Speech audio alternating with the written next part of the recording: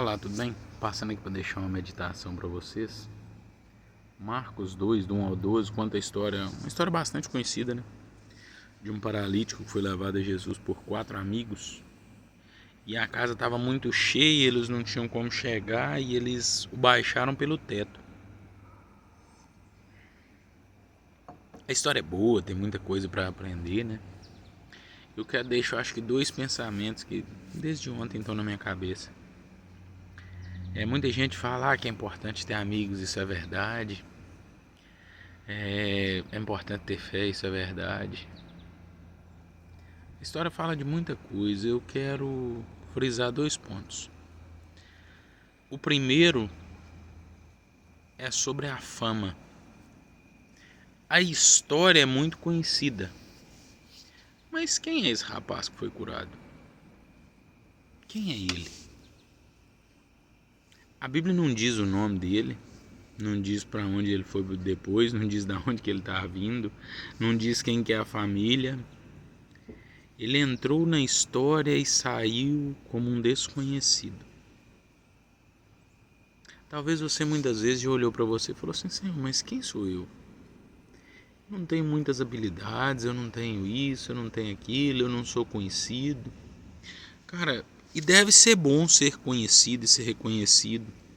Alguns dias eu fui na igreja homenagear um pastor, honrar um pastor, e acabou que eu saí de lá, acho que eu fui mais honrado que ele. Ele me reconheceu, me honrou publicamente lá, eu fiquei feliz com isso. Então assim, eu acho que ser conhecido, ser honrado não deve ser ruim. Mas só que a Bíblia fala de muitos homens que ficaram conhecidos, que foram honrados. Imagina você ser famoso? Te falar um cara famosão da Bíblia, Judas. Qual a vantagem de ser famoso igual Judas? Paulo vai falar de Demas, que amando o presente século abandonou. Qual a vantagem de ser famoso igual Demas? Sabe, a gente precisa começar a pensar na balança.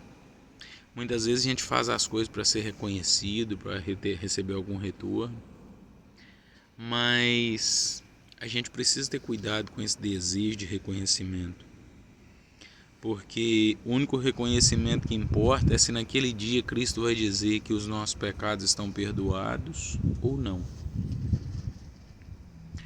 E o segundo ponto que eu quero frisar é esse: é a importância do perdão de pecados. Todos nós temos sonhos, desejos, isso é importante, isso é bom. Sabe, mas se assim como aquele paralítico, você entrar na presença do Senhor paralítico e sair andando, mas os seus pecados não forem perdoados, cara, não vai ter valido a pena. Aí você vai virar e falar assim: pô, Lucas, não tem como Deus curar o cara e não perdoar os pecados dele. Ah, é? A Bíblia conta a história de 10 leprosos. Só um voltou para agradecer. Ao que voltou para agradecer, Jesus falou assim: vai em paz, a tua fé te salvou. Curados 10 foram, salvos um só. Sabe, e Jesus questiona quando ele olha o paralítico, a primeira coisa que ele diz não é levanta e anda. Ele diz: perdoados estão os seus pecados.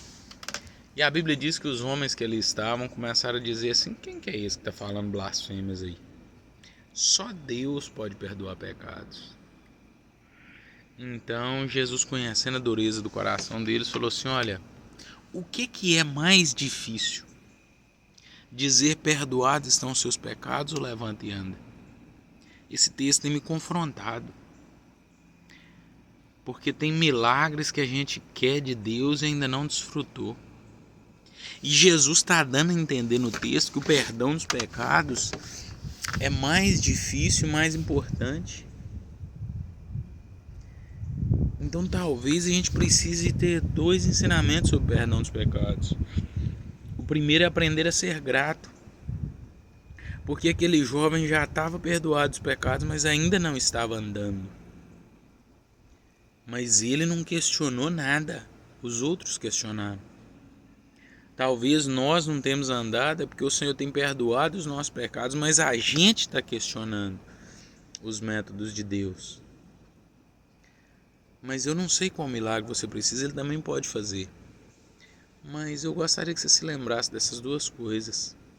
Fama deve ser bom, mas a gente não pode conseguir a todo custo. É melhor sair da história como um desconhecido, que ninguém conhece o nosso nome, mas sair perdoado, do que sair famosão, como Judas, como Demas, como muitos outros homens. Que o Senhor,